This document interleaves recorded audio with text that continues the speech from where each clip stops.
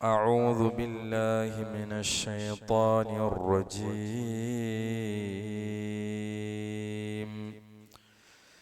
بسم الله الرحمن الرحيم.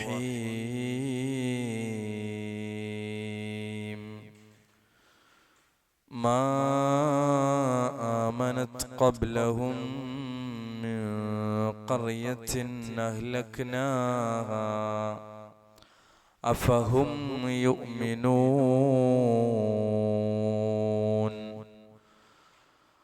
وما أرسلنا قبلك إلا رجالا نوحي إليهم فاسألوا أهل الذكر إن كنتم لا تعلمون. وما جعلناهم جسدا لا يأكلون الطعام وما كانوا خالدين ثم صدقناهم الوعد فأنجيناهم ومن نشاء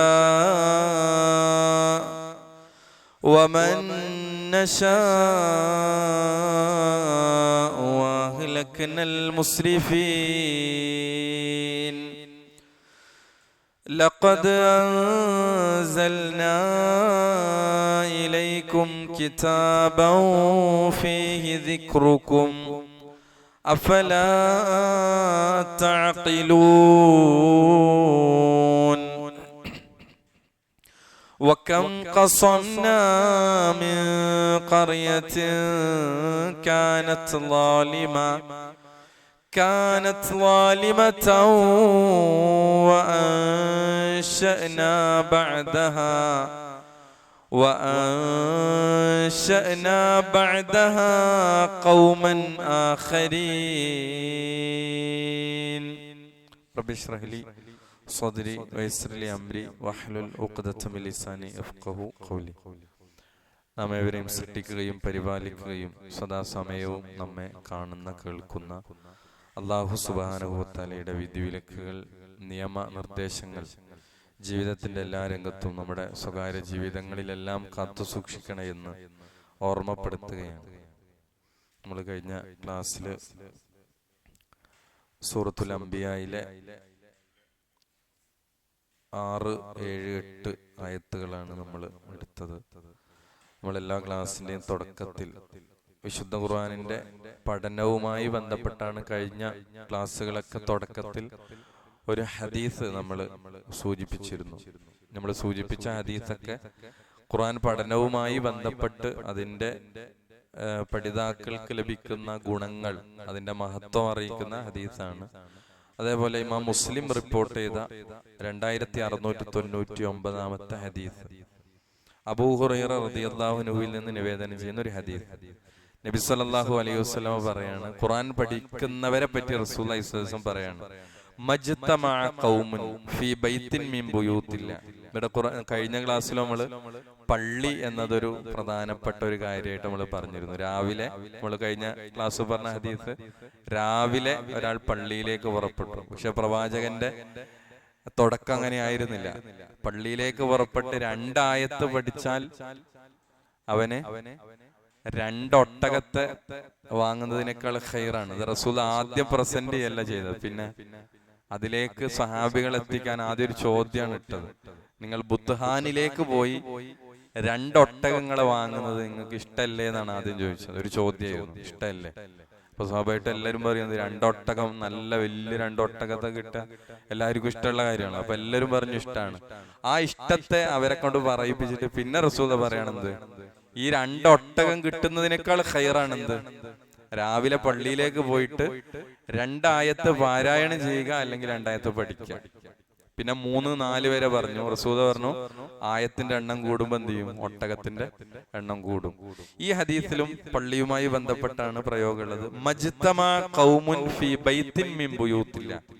ഒരു വിഭാഗം ആളുകൾ, ഒരു ജനത അവരെന്ത് ചെയ്യുന്നു? ഒരുമിച്ച് കൂടുന്നു. ഫീ ബൈത്തിൻ മിൻ ബുയൂത്തില്ല, അള്ളാഹുവിന്റെ ഭവനങ്ങളിൽപ്പെട്ട ഒരു ഭവനത്തിൽ, അള്ളാഹുവിന്റെ വീടുകളിൽപ്പെട്ട ഒരു വീട്ടിൽ, അതായത് പള്ളിയിൽ അവരെന്താണ് ഒരുമിച്ച് കൂടി ചെയ്യുന്നത്? യത്ലൂന കിതാബല്ലാഹ്, അള്ളാഹുവിന്റെ കിതാബ് അവർ പാരായണം ചെയ്യുന്നു, ഖുർആൻ പാരായണം ചെയ്യുന്നു. വയതദാറസൂനഹു ഫീമാ ബൈനഹും, അവർക്കിടയിൽ അവർ അത് പരസ്പരം ചർച്ച ചെയ്ത് പഠിക്കുന്നു. ഖുർആന്റെ പഠനം എന്ന് പറഞ്ഞ പാരായണം, അതിന്റെ തഫ്സീറൊക്കെ അവര് പരസ്പരം ചർച്ച ചെയ്ത് പഠിക്കുന്നു. എന്നിട്ട് റസൂൽ പറയാണ് അവർക്ക് കിട്ടുന്ന ഗുണങ്ങൾ, ഇല്ലാ നസൽത അലൈഹിമുസ് സക്കീന, അവരുടെ മേൽ സക്കീനത്ത്, ശാന്തത വന്നിറങ്ങുകയും, വഗശിയത്തുഹുമുർ റഹ്മ, അവരെ റഹ്മത്ത്, അള്ളാഹുവിന്റെ റഹ്മത്ത്, കാരുണ്യം അവരെ ആവരണം ചെയ്യുകയും ചെയ്യും. തീർന്നില്ല, വഹഫത്തുഹുമുൽ മലായിക, മലക്കുകൾ അവരെ പൊതിയും എന്നാണ്. അവസാനം ഈ ഹദീസ് പറഞ്ഞ ഗുണം, വദക്കറഹുമുല്ലാഹു ഫീമൻ ഇൻദഹു, അള്ളാഹുവിന്റെ അടുത്തുള്ളവരിൽ അള്ളാഹു അവരെ പറ്റി സ്മരിക്കുന്നതാണ്. നമ്മൾ ഖുർആൻ ഇങ്ങനെ പഠിക്കുമ്പോ അള്ളാഹുവിന്റെ പക്കലുള്ളവരോട് എന്ത് ചെയ്യാണ്?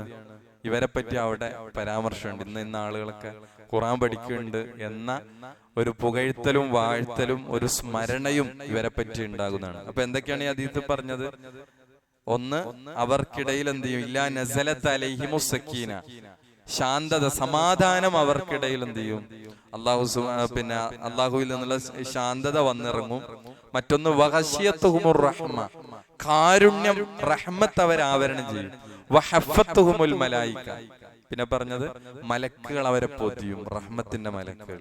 വദക്കറഹുമുല്ലാഹു ഫീമൻ ഇൻദഹു, അള്ളാഹിന്റെ അടുക്കലുള്ളവരോട് ഇവരെ പറ്റി അള്ളാഹു എന്ത് ചെയ്യും? അവിടെ അനുസ്മരിക്കുകയും ചെയ്യും എന്നുള്ളതാണ്. അപ്പൊ ഇതൊക്കെ നമുക്ക് കിട്ടുന്ന ഗുണങ്ങളാണ്. ഇവിടെ എത്രയോ 10,000-കണക്കിന് മനുഷ്യന്മാര് നമ്മുടെ ഈ ചക്കരക്കല്ലിലും പരിസര പ്രദേശത്തൊക്കെ ഉണ്ട്.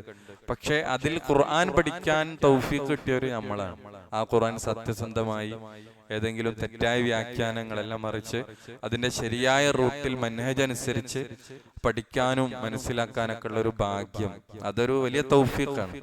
ആ തൗഫീഖ് കിട്ടിയ ആളുകളാണ് അള്ളാഹുവിനെ സ്തുതിക്കേണ്ടവരാണ് നമ്മൾ. ഇത് കിട്ടാത്ത എത്രയോ ആളുകളുണ്ട്. ഇതിന്റെ ആ ഖുർആൻ പഠനത്തിന് അതിൻ്റെതായ ഒരു രുചിയുണ്ടല്ലോ, അതിനൊരു മാധുര്യമുണ്ട്. അത് കിട്ടിയാൽ അത് വീണ്ടും എന്ത് ചെയ്യണം? നമുക്ക് പഠിക്കാനും അത് ഉൾക്കൊള്ളാനൊക്കെ ഉള്ളൊരു താല്പര്യം നമ്മുടെ മനസ്സിലുണ്ടാകും. നമ്മള് ആയത്തുകളിലേക്ക് നമുക്ക് പോകാം. നമ്മൾ കഴിഞ്ഞ ക്ലാസ്സിൽ എടുത്ത ആയത്തുകള്, പിന്നെ മക്കയിലുള്ള ആളുകൾ, പ്രത്യേകിച്ച് അവിശ്വാസികൾ, അത് അന്നും ഇന്നും ഒക്കെ നമ്മളൊരു ആയത്ത് പഠിക്കുമ്പോ ആ ആയത്ത് അവതരണവുമായി ബന്ധപ്പെട്ട പ്രവാചകന്റെ കാലഘട്ടത്തിലെ പ്രഥമ ഓഡിയൻസ് അവിടുത്തെ മക്കാരാണല്ലോ. സ്വാഭാവികമായിട്ടും അവരുമായി ബന്ധപ്പെട്ട സംഗതികൾ നമ്മൾ പറയും. അവർ പിന്നെ റസൂലുള്ളാഹിക്കെതിരെ നടത്തിയ വിമർശനങ്ങളാണ്. ആ വിമർശനങ്ങൾ ഈ ഖുർആനാകുന്ന വഹി എന്താണ് എന്ന് നിർവചിക്കുന്നതിൽ അവർ പല കാര്യങ്ങൾ പറഞ്ഞു, വിമർശനങ്ങൾ പറഞ്ഞു. അപ്പൊ ആ വിമർശനം ഇന്നുണ്ട്, അന്ന് മാത്രല്ല. അപ്പൊ അന്ന് അതിന് കൊടുത്ത മറുപടി തന്നെ എപ്പോഴും മതി, ഇന്നും മതി. ഇനി നാളെയും ആളുകൾ വിമർശിക്കും, അപ്പോഴും ഇത് മതി. അപ്പൊ ഇവരുടെ അഭിപ്രായങ്ങൾ വ്യത്യസ്തമായിരുന്നു. അവര് പല കാര്യങ്ങളാണ് പറഞ്ഞത്. അപ്പോ ഈ കാര്യങ്ങളൊക്കെ പറഞ്ഞിട്ട് അവര് പറഞ്ഞു വെച്ചൊരു കാര്യം എന്താണ്? അവസാനം അവര് പറഞ്ഞത് അൽഗാസു അഹ്ലാം, ഇത് ദുസ്വപ്നങ്ങളാണ്, ഇയാൾ കവിയാണ്, കാല അസാത്തിറുൽ അവ്വലീൻ, ഇത് കെട്ടുകഥകളാണ്. ഇതൊക്കെ അവര് പറഞ്ഞ സംസാരങ്ങളാണ്. അതേ കെട്ടിച്ചവച്ചതാണ്, ഇത് സാഹിറാണ്, ഇത് ജ്യോത്സ്യനാണ്, പലതും പറഞ്ഞു. ഒന്നിൽ ഉറച്ചു നിന്നില്ല. അവസാനം ഇതൊന്നും ക്ലച്ച് പിടിക്കൂല എന്ന് കണ്ടപ്പോ ഒരു വെല്ലുവിളി അവര് വെച്ചു. അത് സൂറത്ത് ത്വാഹയിലും അതേ വെല്ലുവിളി പറഞ്ഞിട്ടുണ്ട്. എന്തുകൊണ്ട് ഞങ്ങൾക്കൊരു ആയത്ത് കൊണ്ടുവരുന്നില്ല? അതിലൊക്കെ നമ്മള് പിന്നെ ഇബ്നു അബ്ബാസിന്റെ ഒക്കെ വാചകം, പിന്നെ ഈ നശിപ്പിക്കപ്പെട്ടവരിൽ മിൻ ഖറിയത്തിൻ, നമ്മൾ കഴിഞ്ഞ ആയത്ത് പറഞ്ഞല്ലോ, അവരാരും ഇവർക്ക് മുമ്പുള്ള ആരും എന്ത് ചെയ്തിട്ടില്ല? വിശ്വസിച്ചിട്ടില്ല. അതാണ് നമ്മൾ പ്രധാനമായിട്ട് എടുത്തത് 6 മുതൽ. മാ ആമനത്ത് ഖബ്ലഹും മിൻ ഖറിയത്തിൻ, ഒരു നാടും ഇവർക്ക് മുമ്പ് വിശ്വസിച്ചിട്ടില്ല. അഹ്ലക്നാഹ, നാം അവരെ നശിപ്പിച്ചു.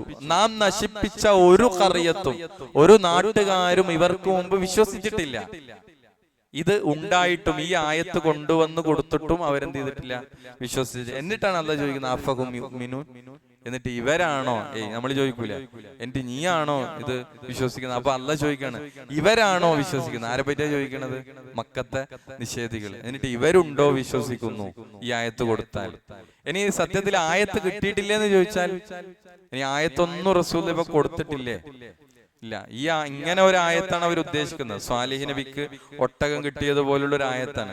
പക്ഷെ ആയത്തുകൾ റസൂലുള്ളാഹി സ്വല്ലല്ലാഹു അലൈഹി വസല്ലമ കൊണ്ടു കൊടുത്തിട്ടില്ലേ? യഥാർത്ഥത്തിൽ ആയത്തുകൾ അവർ കണ്ടിട്ടില്ലേ? കണ്ടിട്ടുണ്ട്. സൂറത്തുൽ ഖമറിന്റെ തുടക്കത്തില് ഒരായത്തുണ്ടല്ലേ, ചന്ദ്രൻ പിളർന്നു, അവര് കണ്ട ആയത്താണ്. പക്ഷെ അതിൽ നിന്ന് അവർ തിരിഞ്ഞു കളയാണ് ചെയ്തത്. അപ്പൊ അതൊരു വലിയ ദൃഷ്ടാന്തമായിരുന്നു. ചന്ദ്രൻ സാധാരണ പിളരാറില്ല. ചന്ദ്രൻ പിളർന്നു എന്നുള്ള ദൃഷ്ടാന്തത്തെ കണ്ടിട്ടും അവർ വിശ്വസിക്കാൻ കൂട്ടാക്കിയിട്ടില്ല. എന്നാലും അവരെന്ത് ചെയ്യും? ഈ സംഗതികൾ ചോദിക്കാണ്. അതിനെപ്പറ്റിയാണ് നമ്മൾ പറഞ്ഞത്. അതേപോലെ മറ്റൊരു ആരോപണമായിരുന്നു എന്ത്? മുഹമ്മദ് നബി സല്ലല്ലാഹു അലൈഹി വസല്ലം അത് ഒരു മനുഷ്യനാകാൻ പറ്റൂല, ഇവൻ നമ്മളെ പോലുള്ള ഒരു മനുഷ്യനാണ്, നമ്മളെപ്പോലെ അങ്ങാടിയിലൂടെ നടക്കണ, ഭക്ഷണം കഴിക്കുന്ന. എന്നാൽ ആരാകണം? ഇവരുടെ വാദപ്രകാരം മലക്കാകണം. അതിനും അല്ലാഹു സുബ്ഹാനഹു വ തആല കഴിഞ്ഞ ആയത്തുകളിൽ മറുപടി കൊടുത്തു. ഏത്? 7ഉം 8ഉം ആയത്തില് അതിനൊരു ഗണ്ണനായിരുന്നു. എന്ത്? വമാ അർസൽനാ ഖബ്ലക ഇല്ലാ റിജാലൻ, നാം ഒരിക്കലും നിനക്ക് മുമ്പ് പുരുഷന്മാരെ അല്ലാതെ അയച്ചിട്ടില്ല.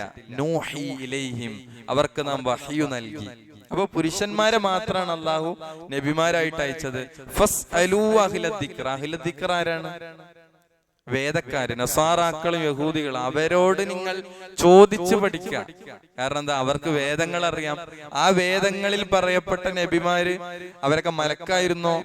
അവരോടൊന്ന് ചോദിച്ചു നോക്കി. അവരോട് ചോദിച്ചാൽ അറിയാന്ത് അവരൊക്കെ മനുഷ്യന്മാരായിരുന്നു എന്നുള്ളത്. ഇൻ കുൻതും ലാ തഅലമൂൻ, നിങ്ങൾക്ക് അറിവില്ലാത്തവരാണെങ്കിൽ, നിങ്ങൾക്ക് അറിയുന്നില്ല എങ്കിൽ, വമാ ജഅൽനാഹും ജസദൻ, അല്ലാഹു സുബ്ഹാനഹു വ തആല വമാ ജഅൽനാ, നാം അവരാക്കിയിട്ടില്ല ജസദൻ, ഒരു തടി, ഒരു ബോഡി മാത്രം അങ്ങനെ ആക്കിയിട്ട് ഒരു നബിനെ ഇറക്കിയിട്ടില്ല. ലാ യകുലൂന ത്വആം, ഭക്ഷണം കഴിക്കാത്ത, വമാ കാനൂ ഖാലിദീൻ, അമർത്യരായ, എന്നും നിലനിൽക്കുന്നവരായിട്ട് എന്ത് ചെയ്തിട്ടില്ല? ആക്കിയിട്ടില്ല. അപ്പൊ എല്ലാവരും മരിച്ചവരാണ്, അതേപോലെ മനുഷ്യന്മാരാണ്, മനുഷ്യ സഹജമായ കാര്യങ്ങളൊക്കെ ചെയ്തിട്ടുണ്ട് എന്നുള്ളതാണ്. ഇവിടം വരെയാണ് നമ്മൾ എടുത്തത്. ബാക്കിയാണ് നമുക്ക് എടുക്കാനുള്ളത്. ആ 3 ആയത്തുകളൊന്ന് ഓതിയിട്ട് നമുക്ക് എന്ത് ചെയ്യാം? ആദ്യം നമുക്കിനി എടുക്കാനുള്ള 3 ആയത്തുകൾ നമുക്ക് എന്ത് ചെയ്യാം? പാരായണം ചെയ്യാം. അഊദു ബില്ലാഹി മിനശ് ശൈത്വാനിർ റജീം. ബിസ്മില്ലാഹിർ റഹ്മാനിർ റഹീം. ما آمنت قبلهم من قرية أهلكناها أفهم يؤمنون وما أرسلنا قبلك إلا رجالا نوحي إليهم فاسألوا أهل الذكر إن كنتم لا تعلمون وما جعلناهم جسدا لا يأكلون الطعام وما كانوا خالدين ثم صدقناهم الوعد فأنجيناهم ومن نشاء وأهلكنا المسرفين. ഒന്നുകൂടി നോക്കാം ആയത്ത്. ثم صدقناهم الوعد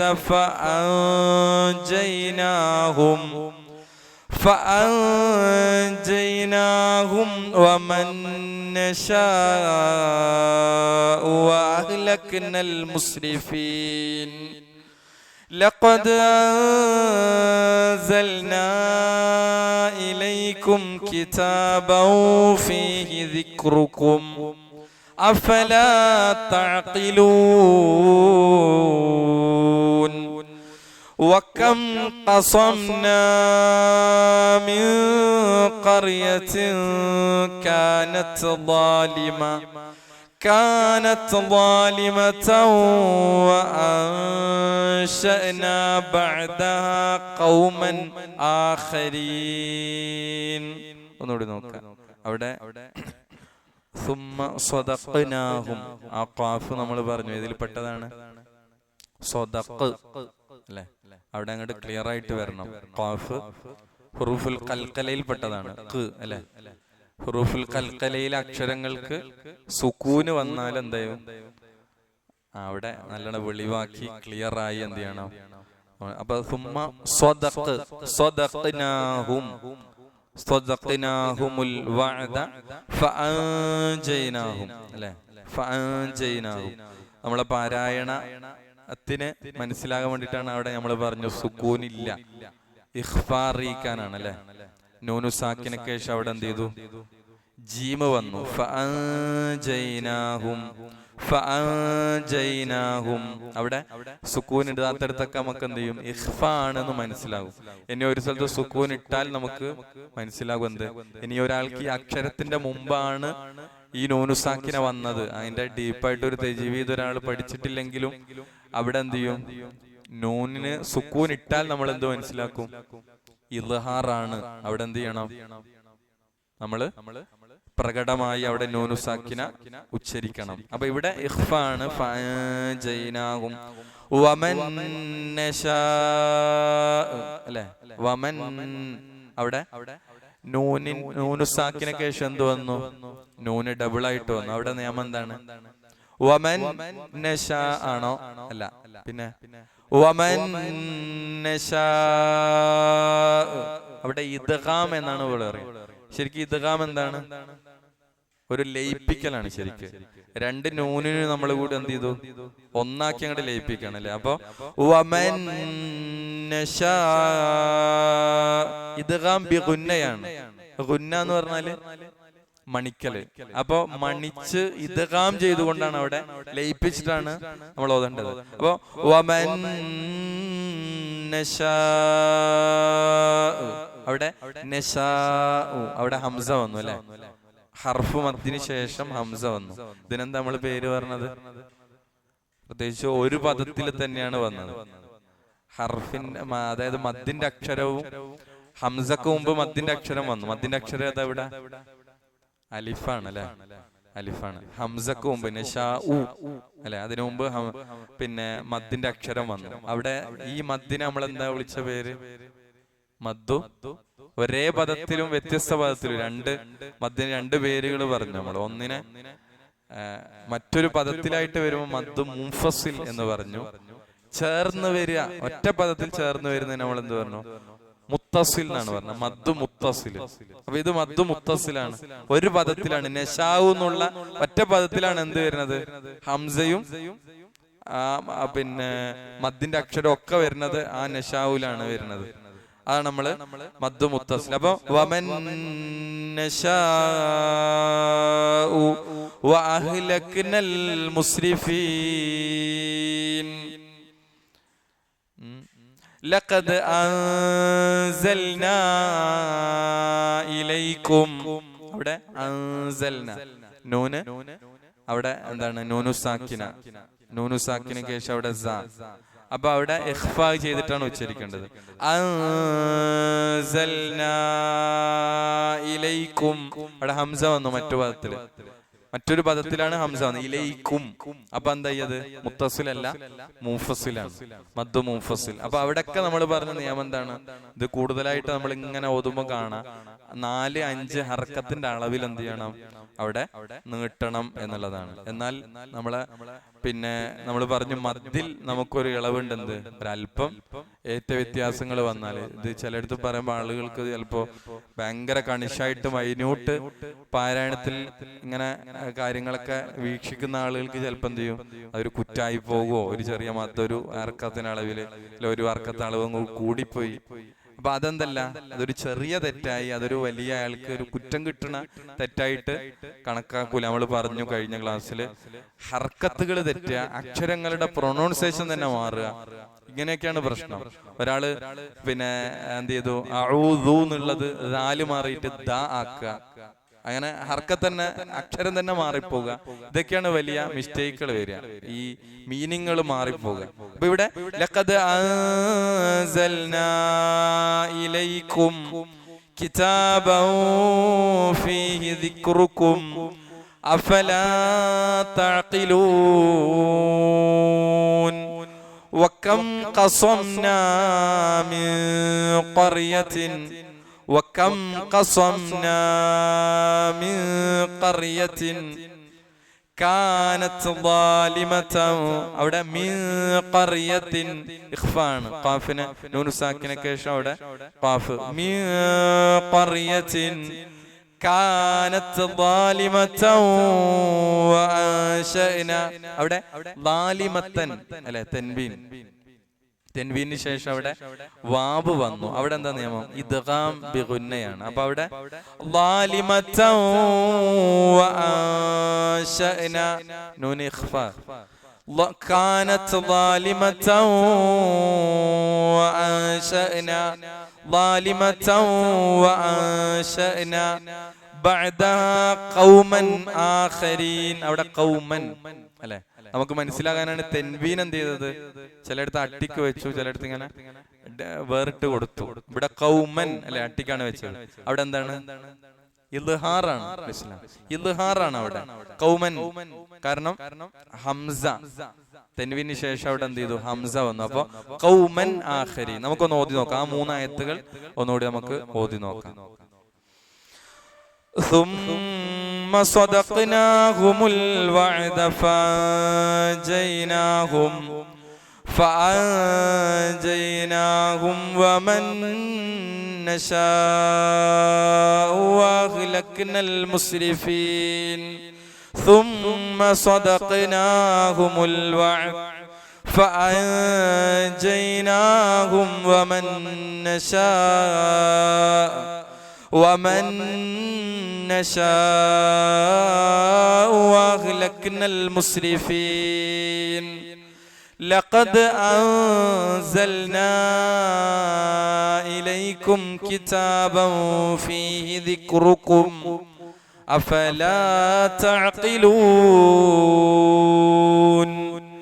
وكم قصمنا من قرية كانت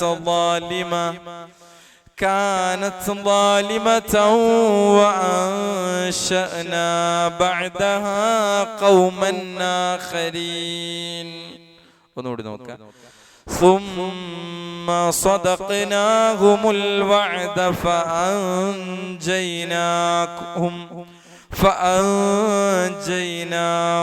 ومن نشاء وأهلكنا المسرفين. لقد أنزلنا إليكم كتابا فيه ذكركم أفلا تعقلون. وكم قصمنا من قرية كانت ظالمة وأنشأنا بعدها قوما آخرين. ഇവിടെ നമ്മൾ അവസാനം പറഞ്ഞു വെച്ചത് ഈ ആളുകളുടെ, നമ്മൾ പറഞ്ഞു ഈ ആളുകളുടെ സത്യനിഷേധികളുടെ ആരോപണത്തിന് മറുപടി പറയാണ്. എന്തുകൊണ്ട് അല്ലാഹു സുബ്ഹാനഹു തആല മലക്കുകളെ അയക്കാതെ നബിമാരെ അയച്ചു? അതിന് കുറെ കാര്യങ്ങൾ നമ്മൾ പറഞ്ഞു. മനുഷ്യന്മാരിലേക്ക് എന്തുകൊണ്ടാണ്, അതിന്റെ യുക്തി പല ആയത്തുകൾ വെച്ചുകൊണ്ട് നമ്മൾ അതിൽ പറയുകയുണ്ടായി. ഇവിടെ അതിനുശേഷമുള്ള ആയത്ത് പിന്നീട്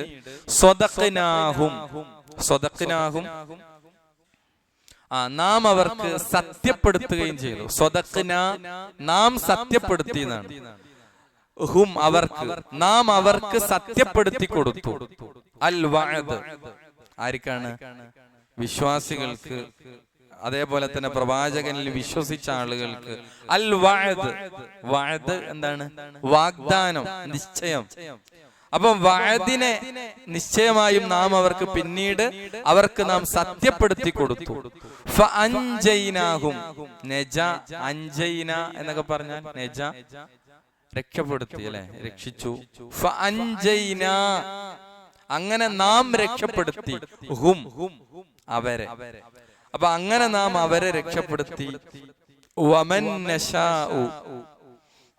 നശാഉ, ശാഅ അല്ലെ, ഇൻഷാ അല്ലാ എന്നൊക്കെ നമ്മൾ പറയുന്നില്ല. ഷാ ഉദ്ദേശിച്ചു, ഇൻഷാ അല്ലാ അല്ല ഉദ്ദേശിച്ചാൽ എന്നൊക്കെ നമ്മൾ പറയുന്നില്ല.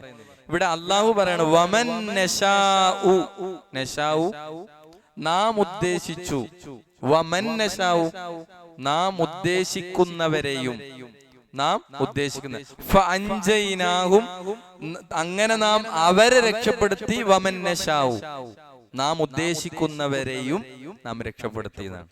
വഅഹ്ലക്നാ, അഹ്ലക പലതവണ ഇപ്പൊ വന്നു, നശിപ്പിക്കുകയും ചെയ്തു. അഹ്ലക്നാ നാം നശിപ്പിക്കുകയും ചെയ്തു. അൽ മുസ്രിഫീൻ, മുസ്രിഫീൻ ആരാണ്? ഇസ്രാഫ് ചെയ്തവർ, ഇസ്രാഫ് അതിരി കവിഞ്ഞവരാണ്. ഇസ്രാഫ് എന്ന് പറയുന്നത് അതിരി കവിയലിന്. മുസ്രിഫീൻ എന്ന് പറഞ്ഞാൽ അതിരി കവിഞ്ഞവർ. ഏതില്? നിഷേധത്തിൽ അതിരി കവിഞ്ഞവർ, അതേപോലെ തന്നെ അക്രമത്തിൽ അതിരി കവിഞ്ഞവർ.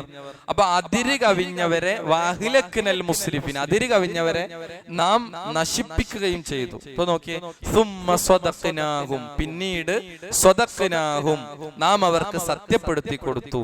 അൽ വഅദ് വാഗ്ദാനത്തെ, നിശ്ചയത്തെ. ഫഅൻജൈനാഹും അങ്ങനെ നാം അവരെ രക്ഷപ്പെടുത്തി. വമൻ നശാഉ നാം ഉദ്ദേശിക്കുന്നവരെയും. വഅഹ്ലക്നൽ മുസ്രിഫീൻ അതിരു കവിഞ്ഞവരെ, മുസ്രിഫീങ്ങളെ നാം നശിപ്പിക്കുകയും ചെയ്തു. അപ്പൊ നോക്കി അതിന്റെ പൂർണ്ണമായ അർത്ഥം, പിന്നെ അവർക്കു നാം വാഗ്ദാനം സത്യമാക്കി കൊടുത്തു. അങ്ങനെ അവരെയും അവരോടൊപ്പം നാം ഉദ്ദേശിക്കുന്നവരെയും നാം രക്ഷപ്പെടുത്തുകയും ചെയ്തു. അതിരുവിട്ട് പ്രവർത്തിച്ചവരെ നശിപ്പിക്കുകയും ചെയ്തു. ഇവിടെ അമ്പിയാക്കൾക്ക് അല്ലാഹു സുബ്ഹാനഹു വ തആല നൽകിയ വാഗ്ദാനത്തെയാണ് ഇവിടെ എന്ത് പറഞ്ഞത്? അൽ വഅദ് എന്ന് പറഞ്ഞത്. ഇപ്പൊ ഓരോ പ്രവാചകന്മാരും ഓരോ സമുദായത്തിലേക്ക് വന്നിട്ടുണ്ട്, നബിമാര് വന്നിട്ടുണ്ട്. വലഖദ് ബഅസ്നാ ഫീ കുല്ലി ഉമ്മത്തിർ റസൂല, എല്ലാ ഉമ്മത്തിലേക്കും അല്ലാഹു എന്ത് ചെയ്തിട്ടുണ്ട്? റസൂലുമാരെ അയച്ചിട്ടുണ്ട്. നമ്മൾ കഴിഞ്ഞ ക്ലാസ്സിൽ ഒരുപക്ഷെ പഠിച്ചിട്ടുണ്ടാവും, റസൂലുമാർ മുന്നറിയിപ്പുകാർ വന്നിട്ടും ന്യായം പറയാൻ അവകാശപ്പെട്ട ചില ആളുകൾ മനുഷ്യന്മാരുടെ കൂട്ടത്തിലുണ്ട്. ഭ്രാന്തു ബാധിച്ചവർ, അതേപോലെ തന്നെയുള്ള കുറെ ആളുകൾ ഉണ്ട്, ചെവി കേൾക്കാത്തവർ. അവര് പറയും, ഞങ്ങൾക്ക് റസൂലുമാര് വന്നപ്പോ ഞങ്ങളൊന്നും കേട്ടിട്ടില്ല, ഇസ്ലാം കേട്ടിട്ടില്ല, ഞങ്ങള് വഖദ് ജാഅൽ ഇസ്ലാം, ഇസ്ലാം വന്നു, പക്ഷെ ഞങ്ങൾക്ക് ചെവി കേൾക്കൂലായിരുന്നു. പരലോകത്തെ ന്യായം അതൊരു ന്യായമാണല്ലോ. ചില ആളുകൾക്ക് ബുദ്ധിയില്ല. അപ്പൊ ആളുകള് ഞങ്ങളെ തമാശയാക്കുന്ന, കളിയാക്കുന്ന ഭ്രാന്തന്മാരായിരുന്നു ഞങ്ങൾ. അപ്പൊ അവര് ന്യായം പറയും. കുട്ടികൾ അവരൊക്കെ ന്യായം പറയും. ഇങ്ങനെയുള്ള ആളുകളൊക്കെ ന്യായം പറയുമ്പോ അല്ലാഹു സുബ്ഹാനഹു വ തആല അതിന് ഒരു പ്രൊസീജർ അവിടെ സ്വീകരിക്കുന്നുണ്ട്. സ്വഹീഹ് ഹദീസിൽ വന്നു, അല്ലാഹു സുബ്ഹാനഹു വ തആല നരകത്തെ കൊണ്ടുവന്നിട്ട് എന്ത് ചെയ്യും? അവിടെ അവരോട് ആദ്യം അവരിൽ നിന്നൊരു കരാറെടുക്കുന്നത്, ഞാൻ പറയുന്നത് നിങ്ങൾ അനുസരിക്കൂലേ? ഇപ്പൊ എല്ലാരും ഈ ടീമിനെയാണ് കൊണ്ടുവരുന്നത്. ഈ ന്യായം പറഞ്ഞ, നമുക്കൊന്നും ന്യായമില്ല എന്ന് ചിന്തിക്കാനും റസൂലുമാര് വന്നവർക്കൊന്നും ന്യായം പറയാനില്ല, അങ്ങനെ ജീവിച്ച ആളുകൾക്ക്. പക്ഷെ ഇവർക്കുള്ള ന്യായം ഒരു ന്യായമാണല്ലോ അത്. ആ ന്യായത്തെ അവിടെ അംഗീകരിക്കുകയാണ്. പക്ഷെ അവർക്കുള്ളൊരു ഹിസാബ് എങ്ങനെയാണ് അവിടെ നടത്തുന്നത്? നമ്മൾ പറഞ്ഞിരുന്നു അത് ഇല്ല. അവർക്ക് അള്ളാഹു ആദ്യം അവരുടെ അനുസരണം ഉറപ്പുവരുത്തും. അവരുടെ ഒരു കരാറ് വാങ്ങും, ഞങ്ങൾ ഇതിന്റെ ഏതു കൽപ്പനയും ഞങ്ങൾ അനുസരിച്ചോളാം, ഞങ്ങൾ ഓക്കെയാണ്. അതിനൊരു ടെസ്റ്റ് നടത്താണ്. ആ ടെസ്റ്റ് എന്താണ്? നരകം അവർക്ക് കാണിച്ച് ആ നരകത്തിലേക്ക് ചാടാൻ വേണ്ടി അവരോട് പറയും. യഥാർത്ഥത്തിൽ തൗഫീഖ് കിട്ടിയ ആളുകൾ, ആ അനുസരണശീലമുള്ള ആളുകൾ, അവരെന്ത് ചെയ്യും? അതിലേക്ക് അങ്ങോട്ട് ചാടും. അല്ലാഹ് പറഞ്ഞാൽ. വേറെ ചില ആൾക്കാർ പറയും, ഞങ്ങൾ ഇതിലേക്ക് ചാടേ, ഇത് തീയല്ലേ, ഞങ്ങളുടെ ശരീരം പൊള്ളൂലേ എന്ന് പറഞ്ഞ ചില ആളുകൾ എന്ത് ചെയ്യും? മടിച്ചു നിൽക്കും. ആ ചാടിയവർ എന്ത് ചെയ്തു? സ്വർഗത്തിലേക്കും മറ്റവർ എന്ത് ചെയ്തു? നരകത്തിലേക്കും. ഈ ഹദീസ് പറയുമ്പോൾ പ്രവാചകൻ സ്വല്ലല്ലാഹു അലൈഹി വസല്ലം പറയാണ്, ആ ചാടാതിരുന്നവർ, അവർക്ക് ചാടിയിരുന്നെങ്കിൽ അത് ബർദൻ വസലാമൻ, അത് തണുപ്പും സമാധാനവും ആകുമായിരുന്നു. അതിനുള്ള തൗഫീഖ് അവർക്ക് കിട്ടിയിട്ടില്ല.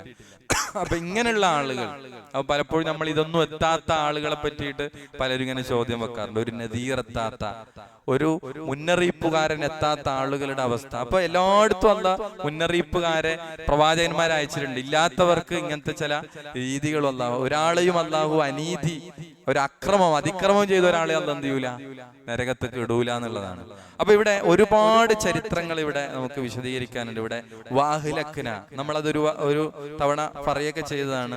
പ്രത്യേകിച്ചും ഇവിടെ നമുക്ക് മനസ്സിലാക്കാൻ സാധിക്കുന്ന നൂഹ് നബി അലൈഹിസ്സലാമയുടെ ഖൗം, ആ ഖൗം പിന്നെ അവിടെ അത് പ്രത്യേകമായി അല്ലാഹു സുബ്ഹാനഹു വ തആല പറയുന്നുണ്ട്. നൂഹ് നബി അലൈഹി സ്വലാമയുടെ ആളുകൾ അവിടെ കുറച്ച് വിശ്വാസികൾ അല്ലാഹു എന്ത് ചെയ്തു? രക്ഷിച്ചു കപ്പലിൽ. അതാണ് ഫഅൻജൈനാഹും. നൂഹ് നബി മാത്രമല്ല, എല്ലാ പ്രവാചകന്മാരിലും വിശ്വസിച്ച ആളുകൾ അല്ലാഹു എന്ത് ചെയ്തു? രക്ഷപ്പെടുത്തി. മറ്റുള്ളവരെയോ അല്ലാഹു സുബ്ഹാനഹു വ തആല വഅഹ്ലക്നൽ മുസ്രിഫീൻ വമൻ നശാഉ, അവർ അല്ലാഹു ഉദ്ദേശിക്കുന്ന ചിലരെയും അല്ലാഹു രക്ഷപ്പെടുത്തി. വഅഹ്ലക്നൽ മുസ്രിഫീൻ, ബാക്കിയുള്ള ആളുകളൊക്കെ അല്ലാഹു എന്ത് ചെയ്തു? അതിരു കവിഞ്ഞവരെ നാം ശിക്ഷിക്കുകയുണ്ടായി. സൂറത്തുൽ ഇസ്രായിലെ 17-ാമത്തെ ആയത്തിൽ അല്ലാഹു സുബ്ഹാനഹു വ തആല ഈ കാര്യം പറയുന്നുണ്ട്. വകമ്മഹ്ലക്നാ മിനൽ ഖുറൂനി മിൻ ബഅദി നൂഹ്. അല്ലാഹു സുബ്ഹാനഹു വ തആല സൂറത്തുൽ ഇസ്രായിന്റെ 17-ാമത്തെ ആയത്തിൽ അല്ലാഹു പറയാണ്, നൂഹിന്റെ ശേഷം എത്രയെത്ര തലമുറകളെയാണ് നാം നശിപ്പിച്ചു കളഞ്ഞത്. അവിടെ എത്രയെത്ര തലമുറകളെയാണ് അല്ലാഹു സുബ്ഹാനഹു വ തആല നശിപ്പിച്ചു കളഞ്ഞത്. അപ്പൊ ഇവിടൊക്കെ അല്ലാഹു ഉദ്ദേശിക്കുന്നവരെ അവൻ വിശ്വാസികളെയും പ്രവാചകന്മാരെയും അവൻ രക്ഷപ്പെടുത്തി. മറ്റുള്ള ആളുകളെ, അല്ലാഹുവിനെ വിശ്വസിക്കാൻ കൂട്ടാത്ത നബിമാരെ കളിയാക്കുന്ന, കളവാക്കുന്ന ആളുകളൊക്കെ അല്ലാഹു എന്ത് ചെയ്തിട്ടുണ്ട്? നശിപ്പിച്ച ചരിത്രങ്ങൾ നമുക്ക് കാണാൻ സാധിക്കും. അപ്പൊ ഇവിടെ കൃത്യമായ തെളിവുകൾ അവർക്ക് കൊടുത്തു. ആ താക്കീതുകൾ വന്നെത്തിയിട്ടും, അതാണ് ഈ മുസ്രിഫീങ്ങൾ. അവിടെ നമ്മൾ പ്രത്യേകം ഒരു അണ്ടർലൈൻ ചെയ്താല്, അള്ളാന്റെ തെളിവുകളൊക്കെ വന്നിട്ടും അള്ളാനോട് ധിക്കാരം കാണിച്ചവരാണ് അവർ, അനുസരണക്കേട് കാണിച്ചവരാണ് അവർ. അതേപോലെ തന്നെ വിശ്വസിക്കാൻ മനസ്സ് കാണിക്കാത്തവരാണ് അവർ. അവരെ അല്ലാഹു സുബ്ഹാനഹു വ തആല നശിപ്പിക്കുകയാണ് ചെയ്തത്. ആ നശിപ്പിക്കപ്പെട്ട തലമുറകൾ, മുസ്രിഫീങ്ങൾക്ക് വലിയ ശിക്ഷ അവർക്ക് എന്ത് ചെയ്തിട്ടുണ്ട്? ചരിത്രത്തിൽ ധാരാളം തെളിവുകൾ നമുക്ക് കാണാൻ സാധിക്കും. എനിക്ക് തോന്നുന്നു നമ്മള് സൂറത്തു ത്വാഹയില് ഈ ഭാഗം നമ്മള് പിന്നെ എടുത്തപ്പോൾ 128-ാമത്തെ ആയത്തെടുത്തപ്പോ അവിടെ ഈ നാശത്തെ പറ്റിയിട്ട് കുറെ ഖൗമിനെ പറ്റി പറഞ്ഞില്ലേ? ഏത്? അഫലം യഹ്ദിലഹും കമ്മഹ്ലക്നാ ഖബ്ലഹും മിനൽ ഖുറൂൻ യംശൂന ഫീ മസാകിനിഹിം ഇന്ന ഫീ ദാലിക ലആയാതിൻ ലിഉലിൻ നുഹാ. അല്ലേ? എത്രയോ തലമുറകളെ ഇവർക്ക് മുമ്പ് നാം നശിപ്പിച്ചു കളഞ്ഞിട്ടുണ്ട്. അവരുടെ വാസസ്ഥലങ്ങളിൽ കൂടി ഇവർ സഞ്ചരിച്ചു കൊണ്ടിരിക്കുന്നു. അവിടെ നമ്മൾ പറഞ്ഞു, നൂഹ് നബിയുടെ സമുദായം പറഞ്ഞു, അല്ലെ? ലൂത്ത് നബിയുടെ സമുദായം പറഞ്ഞു, പിന്നെ ഹൂദ് നബിയുടെ ആദ് സമുദായം പറഞ്ഞു, ശുഐബ് നബിയുടെ സമൂദിനെ പറ്റി പറഞ്ഞു, ഒക്കെ പറഞ്ഞില്ലേ? അല്ലെ? ഇവർക്കൊക്കെ ശിക്ഷ ഇറങ്ങിയാണ്. ഇവരൊക്കെ വമ്പന്മാരായിരുന്നു. ആദ് എന്നൊക്കെ പറഞ്ഞാൽ ആരാണ് ശരിക്ക്? ആദ് നമുക്കറിയില്ല. ആദ് സമൂദൊക്കെ അല്ലെ? അവർ ഈ പാറ തുരന്ന്, ഇന്നത്തെ പോലെ ഈ ഇലക്ട്രിക് ഉപകരണങ്ങൾ ഉപയോഗിച്ചിട്ട് ഈ പാറകൾ തുരന്ന്, ഇങ്ങനത്തെ സാധനങ്ങളുണ്ടല്ലോ, കുറെ മെഷീൻസ് ഇന്നുണ്ട്. ഇത് വെച്ചിട്ടാണ് ബിൽഡിങ്ങും മറ്റു പണികളൊക്കെ നടക്കുന്നത്. ഈ ഉപകരണങ്ങളൊന്നും കണ്ടുപിടിച്ചിട്ടില്ലാത്തൊരു കാലഘട്ടത്തിൽ കൈകൊണ്ട് ഇങ്ങനത്തെ ഇതൊക്കെ കുത്തിത്തുരന്ന് വലിയ വലിയ കോട്ടകൾ നിർമ്മിച്ച ആദും സമൂദൊക്കെ വലിയ ഹൈറ്റും വെയിറ്റൊക്കെ ഉള്ള ആളുകളായിരുന്നു. അവരൊക്കെ ഇങ്ങനെ അല്ലാഹു നശിപ്പിച്ച് കളഞ്ഞിട്ടുണ്ട് എന്ന് അല്ലാഹു സുബ്ഹാനഹു വ തആല പറഞ്ഞു. ഏറ്റവും ഭീതിജനകമായി അല്ലാഹു ശിക്ഷിച്ച ഖൗമത ഖൗമു ലൂത്തിനെയാണ്. അങ്ങനെ ശിക്ഷിച്ച വേറൊരു ഖൗമുമില്ല. അതാണ് പല ടൈപ്പിലാണ് അവരെ ശിക്ഷിച്ചതെന്നാണ്. അത് ഖുർആൻ സൂറത്ത് ഹൂദ് പറഞ്ഞില്ലേ? ഫലമ്മാ ജാ അംറുനാ ജഅൽനാ ആലിയഹാ സാഫിലഹാ വഅംതർനാ അലൈഹാ ഹിജാറതൻ മിൻ സിജ്ജീലിൻ മന്ദൂദ്. അങ്ങനെ നമ്മുടെ കൽപ്പന വന്നപ്പോൾ ആ രാജ്യത്തെ നാം കീഴ്മേൽ മറിക്കുകയും അട്ടിയട്ടിയായി ചൂള വെച്ച ഇഷ്ടിക കല്ലുകൾ നാം അവരുടെ മേൽ വർഷിക്കുകയും ചെയ്തു. അങ്ങനെ സൂര്യോദയത്തോടെ ആ ഘോര ശബ്ദം അവരെ പിടികൂടി.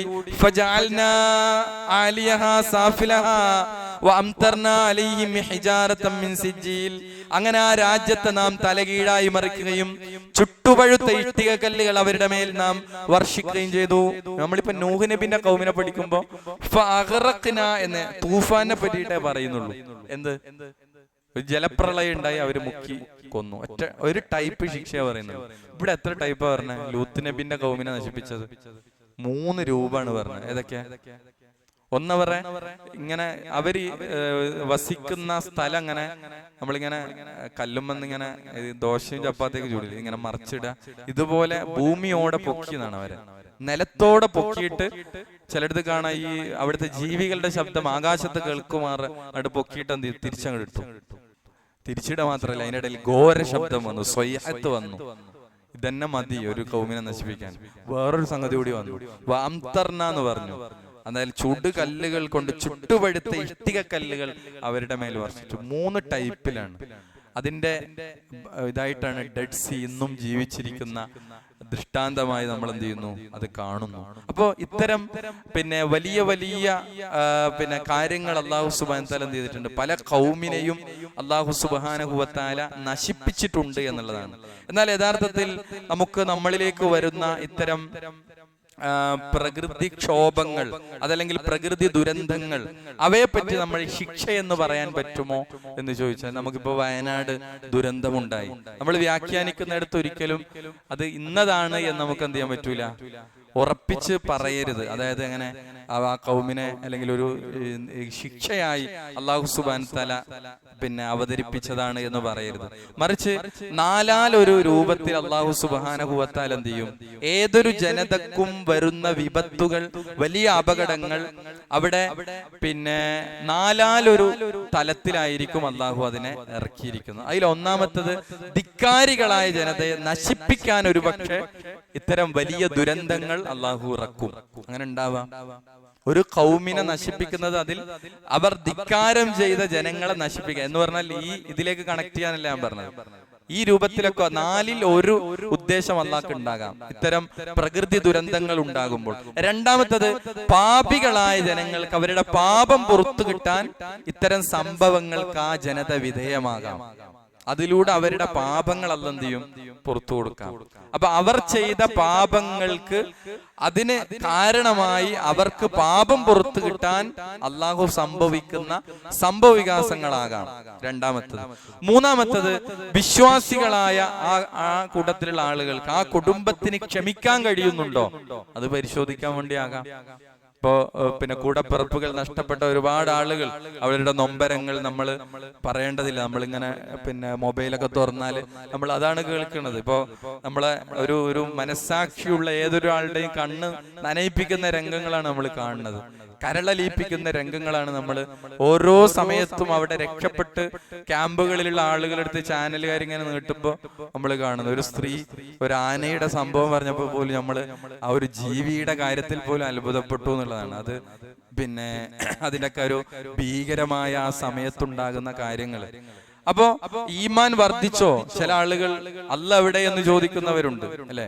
ഈ പരീക്ഷണത്തിൽ ദൈവം എവിടെ എന്ന ചോദ്യം ഉന്നയിക്കുന്ന അവരുടെ ലിബറലിസവും നിരീശ്വരവാദവും ഈ സമയത്ത് ഇങ്ങനെ കച്ചവടാക്കാൻ ഇറങ്ങിയ ആൾക്കാരുണ്ട് സോഷ്യൽ മീഡിയയിൽ. പഠിച്ചോൻ എവിടെ, ഇങ്ങനെ ഒരു ചോദ്യം. അപ്പൊ അതിലൊരു പെൺകുട്ടിയുടെ ഒരു ഡയറി കുറിപ്പ് ഉണ്ടായിരുന്നു. അപ്പൊ ഇവിടൊക്കെ പഠിച്ചോൻ എന്താ ഞങ്ങളോട് ഇങ്ങനെ, അങ്ങനെയൊക്കെ ചില കമന്റുകൾ നമ്മൾ കണ്ടിട്ടുണ്ട്. എന്നാൽ അതേ സമയത്ത് നമ്മൾ കണ്ട കമന്റാണ് ഇത്, ദൈവമെല്ലാം ദൈവത്തിന്റെ ഒരു പരീക്ഷണാണ്, ദൈവം ഞങ്ങളെല്ലാം കൊണ്ടുപോയി, ഇനി അടുത്തതിനെ പറ്റി ആലോചിക്കുക എന്ന് പറഞ്ഞ ഈമാനികമായി കരുത്തുള്ള മനുഷ്യന്മാരും അതിന്റെ ഇടയിൽ നമ്മൾ കണ്ടു. അപ്പൊ അത് പരിശോധിക്കാണ്, അവിടെയുള്ള വിശ്വാസികളുടെ ഈമാനിനെ പരിശോധിക്കാനും അല്ലാഹു എന്ത് ചെയ്യും, ഇറക്കും. നാലാമത്തത്, ഒരു പ്രകൃതി ദുരന്തത്തിലൂടെ ജീവിച്ചിരിക്കുന്ന മറ്റുള്ളവർക്ക് എന്ത് ചെയ്യും, അതൊരു പാടാകാൻ വേണ്ടിയിട്ടാണ്. നമുക്കൊക്കെ പാടാകാനും സംഭവിപ്പിക്കും എന്നുള്ളതാണ്. അപ്പൊ അങ്ങനെ ഹറാമുകളിലൂടെ, തിന്മകളിലൂടെ മുന്നോട്ട് പോകുന്ന ആളുകൾക്ക് ഒന്നൊരു പിടിച്ചു കുലുക്കാൻ, അവർ അല്ലാഹുവിലേക്ക് കൂടുതൽ അടുക്കാൻ, അവർക്ക് തൗബകൾ ചെയ്യാൻ, സൽക്കർമ്മങ്ങൾ ചെയ്യാൻ, ഈ നിലക്ക് അവരുടെ ജീവിതത്തിൽ ഒരു മാറ്റമൊക്കെ ഉണ്ടാകാൻ എന്ത് ചെയ്യും, ഇത്തരം സംഭവങ്ങളൊക്കെ കാരണമാകണം എന്നുള്ളതാണ്. അപ്പൊ ആ രൂപത്തിൽ നമുക്ക് എന്ത് ചെയ്യണം, ഇത്തരം സംഭവങ്ങളൊക്കെ ഒരു പാഠമായി നമുക്ക് എന്ത് ചെയ്യണം, വരണം എന്നുള്ളതാണ് അവിടെ പ്രത്യേകമായിട്ട് സൂചിപ്പിക്കാനുള്ളത്. അപ്പൊ ഇവിടെ നോക്കിയ അല്ലാഹു സുബ്ഹാനഹു വ തആല 10-ാമത്തെ ആയത്തിൽ പറയുന്നത്, ലഖദ് അൻസൽനാ ഇലൈക്കും കിതാബൻ ഫീഹി ദിക്റുക്കും അഫലാ തഅഖിലൂൻ. ലഖദ് അൻസൽനാ, തീർച്ചയായും നാം അവതരിപ്പിച്ചിരിക്കുന്നു, തീർച്ചയായും നാം അവതരിപ്പിച്ചിരിക്കുന്നു, ഇലൈക്കും നിങ്ങൾക്ക്, കിതാബൻ എന്തിനാണ്, ഒരു വേദഗ്രന്ഥത്തെ. അപ്പൊ തീർച്ചയായും നിങ്ങൾക്ക് ഒരു വേദഗ്രന്ഥത്തെ നാം അവതരിപ്പിച്ചിരിക്കുന്നു. ഫീഹി, ഫീഹി എന്ന് പറഞ്ഞാല് അതിലുണ്ട്, ഈ വേദഗ്രന്ഥത്തിലുണ്ട് എന്തുണ്ട്, ദിക്റുക്കും, ദിക്ർ ഉപദേശം, ഉത്ബോധനം, ക്കും നിങ്ങൾക്ക്, അപ്പൊ നിങ്ങൾക്കുള്ള ഉത്ബോധനം അതിലുണ്ട്. അഫലാ തഅഖിലൂൻ, തഅഖിലൂൻ എന്ന് പറഞ്ഞാല് നിങ്ങൾ ചിന്തിക്കുന്നു എന്നാണ്. ഇവിടെ അഫലാ തഅഖിലൂൻ, നിങ്ങൾ ചിന്തിക്കുന്നില്ലേ, എന്നിട്ട് നിങ്ങൾ മനസ്സിലാക്കുന്നില്ലേ? അല്ലാഹു സുബ്ഹാനഹു വ തആല ഒരു ചോദ്യമാണ്, പലയിടത്തും അങ്ങനെ ചോദിച്ചില്ല.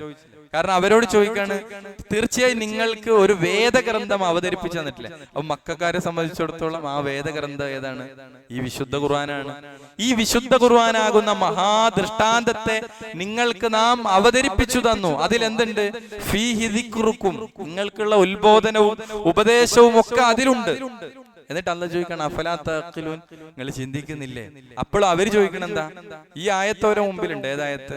ഖുർആനാകുന്ന ഉത്ബോധനങ്ങൾ അടങ്ങിയ, താക്കീതുകൾ അടങ്ങിയ, നസീഹത്തുകൾ അടങ്ങിയ വേദഗ്രന്ഥം വഹിയിലൂടെ പ്രവാചകന് വന്നുകൊണ്ടിരിക്കുന്നുണ്ട്. അപ്പോഴും അവർ ചോദിക്കണം എന്താ? അവര് ചോദിച്ച ചോദ്യം എന്താ? ഇത് കാണാതെ, ഇത് കേൾക്കാതെ അവർ ചോദിക്കുന്നത്